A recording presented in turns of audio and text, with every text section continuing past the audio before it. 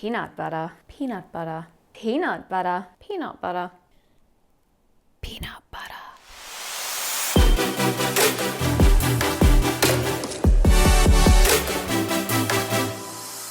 So I've had this conversation with a couple of my friends recently, and that is specifically about when people go to travel these days. Everyone's phone has a really incredible camera, and social media is such a big thing. A lot of my friends have seen people that go to travel and they'll go there literally just to take a photo. But I also get a lot of questions as well about travel vlogging. I think it can be a really similar thing. You focus so much on making sure that you get the right shot, and they haven't asked me personally, but I've heard of people talking about travel vlogging in general and saying like, I just don't think that you can enjoy actually traveling if you're filming everything. I don't think that that is 100% true. Sure, definitely for some travel vloggers or travel photographers and things like that, it's strictly work. You know, you've got so many things that you need to do. But for me personally, I like to think that I have struck a nice balance between traveling to get great videos. I think it's pretty good videos. I don't know if it's actually great. And also traveling to really experience the country and the culture. That's what this video is all about. How you too can also travel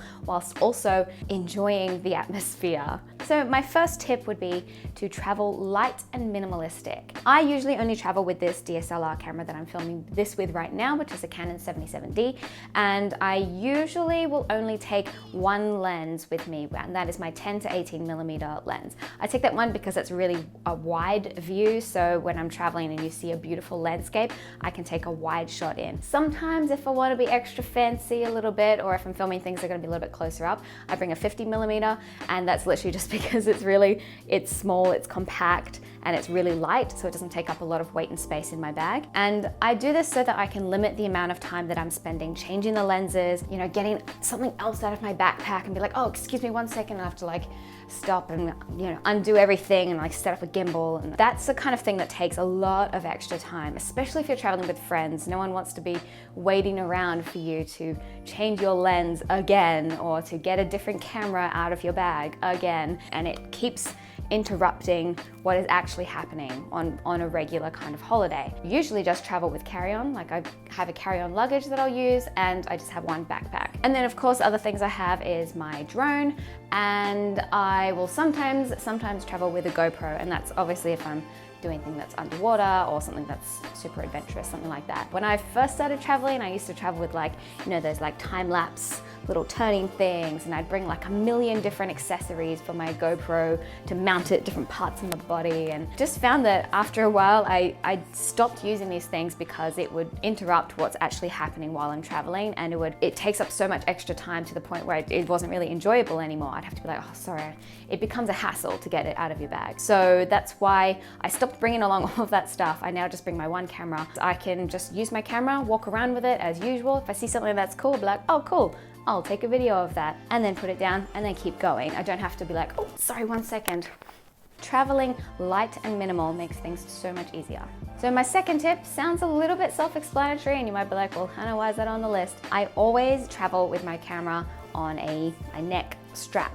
I know it sounds really super simple and easy, and that's because it is. Honestly, it's the best thing that you can do. I know that lots of people like to travel like holding on to their GorillaPod. I don't do a whole lot of those talking to the camera shots, but if I do, I usually actually just hold my camera out at arm's length, and because I've got such a wide lens, I don't need the GorillaPod per se. Always looks better with, but I usually can't be bothered to get it out of my bag again. Yeah, usually I just have it on a neck strap, and this allows me to live life so much more naturally. Walking down the street, hands-free, I can do shopping, I can do whatever I need to do, and then if I see something cool, just pick up your camera, take the video, put it down, and then you're hands-free again. If you've got the camera attached to a GorillaPod, you can get some really great shots, and there's definitely pros and cons to both of them, but personally for me, I find that it's just so much easier to just have a neck strap around. So the neck strap that I have for my camera is this one.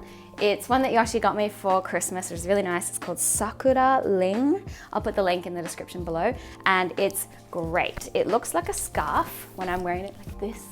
It can look really nice and stylish. And another great feature of this is that it has this hole, you see that? It's like a little sleeve. When I go to pack away my camera, I can just get the sleeve, I put it over the lens like this, and then I will just wrap it all the way around the camera, and there's so much of it that it keeps my camera nice and safe and nice and secure, and it's all wrapped up nice and tightly, and I just chuck it in my bag. And then that eliminates, again, just eliminating things, keeping it minimal and simple as much as you can. That eliminates me being like, oh, sorry, 1 second, I need to get my camera bag out of my bag so I can wrap up my camera. This is amazing. I love it so much. My next tip is to be smart with auto mode. So I'm not saying that you should be filming everything in auto, and actually please try not to film everything in auto mode. But for me personally, most of the time I film in AV mode, which is aperture priority. So I set the ISO to what like the lighting is like that day, and I usually set an auto white balance unless I feel like it looks a bit weird that day, and then I'll change it. I'll have it at AV mode, which means it sets the shutter speed automatically.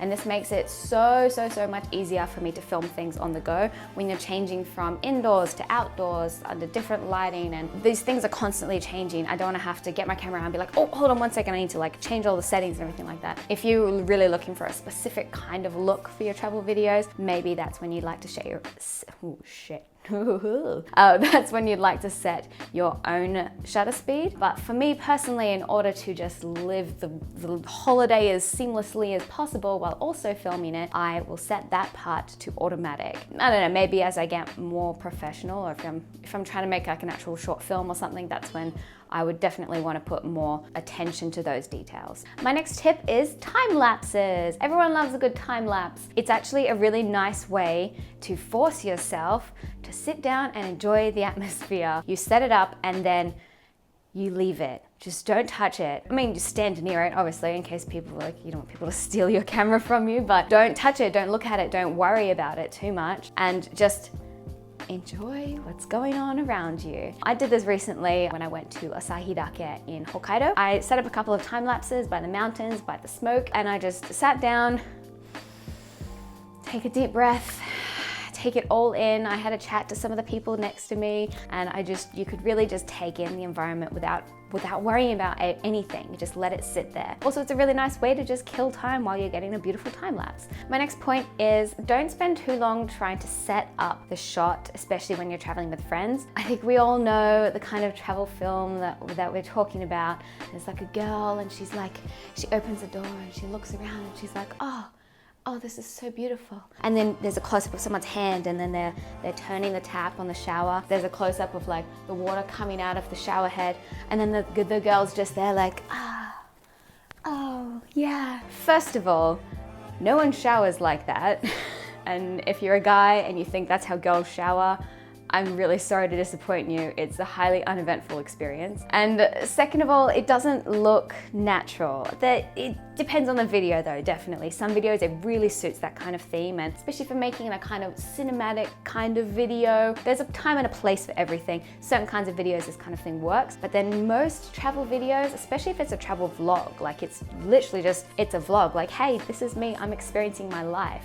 If you want it to look natural and authentic, setting up a shot is not the way to do it. Sometimes, occasionally, if I'm like traveling with my friends, for example, my friend is sitting on a ledge and your friend gets up to leave, sometimes I'll be like, oh, wait, can you just stay there for like 2 seconds, get my camera out, and then I'll just film them, walk forward slowly, stop filming, put the camera down, okay, cool, thanks, you can move now if you want. Like that's the only kind of like setting up of the shot that I usually do. Sometimes, occasionally I'll get someone else to film me, just because if I'm filming my own video, it's hard to get myself in it sometimes. Be like, hey, can you like film me walking down the street? And they're like, yeah, okay, cool. So they'll hold the camera, I'll be like, and like that's as much as I can do, because I think any more than that, anything that you're trying to like set up the shot and you're trying to make it look just like really like, oh, look at this, is so amazing. It's so hard to set up a shot and make it look natural. It's really easy to tell the difference when something is natural and genuine and when something has been set up. I'm not trying to say like what looks good and what doesn't look good in travel films. Everyone's got their own opinions and their own sense of style and things like that. But in terms of enjoying the holiday, if you're telling your friends where to go and how to stand and where to look, again, it interrupts your time that that you're trying to enjoy with your friends. And if you're setting up shots, it doesn't allow you to do that. And for my final tip, don't film everything. I was the biggest culprit of this when I first started travel vlogging. I would film every single second. It was so annoying to be like getting into a taxi and you have to film your hand opening the taxi door and then the door opening and then the door closing, handing over the money and then getting the ticket, and it's so not natural. Like you have to be like, oh, hold on 1 second. Okay, wait for the camera to turn on. Okay, here's my money. I still do it sometimes, actually. In some of my videos, you'll probably notice it as well. But that's because maybe my camera was already ready. I'll be like, oh, sure, I'll just film this while it's here. But the point I'm trying to make is you don't have to feel the need and this pressure to, you have to film everything that you're doing. Then I discovered quite early on that if I was filming everything when I was out traveling, I would go back to the footage and I'd edit it all, and I'd probably only use like 60% of the shots that I took. So many of the shots were unnecessary. I get my key shots and I'll get a couple of little shots in between, but you don't need every single second of it while you're going. And it takes the pressure off like so much. You don't have to worry about not getting every single second. Now when I go and edit my travel videos, I will use like 98% of the shots that I got. You're just eliminating the stuff that you don't need. It's a very minimalist kind of way to think about it, but it works the charm and it takes the pressure way off, and it's just so much easier to travel with it. If you worry so much about making sure that you get every single one of the shots, then you're not going to be able to really enjoy the atmosphere while you're there. The world is such a beautiful place and there's so many incredible things that you can see and learn from the world, and it would be such a shame to miss all of that because you're worrying about how it's going to look on your camera. So those are my tips on how you can enjoy traveling and vlogging at the same time. I hope that you've enjoyed this video and that it's been helpful to you. If it has been helpful to you, please give it a thumbs up and write in the comments what your most helpful tip is that you liked about it, and if you've got any other tips on how other people can do the same. If this is the first video of mine that you're watching, I am currently living in Japan. I live and I work here, but I travel all around Japan, and before I was here I was traveling all around Southeast Asia, so I've got a backlog of travel vlogs that you can go and check out. Don't go too far back because they're not that good. Thank you so much for watching. If you want to see more stuff like this, please subscribe, and I will see you next time. Bye!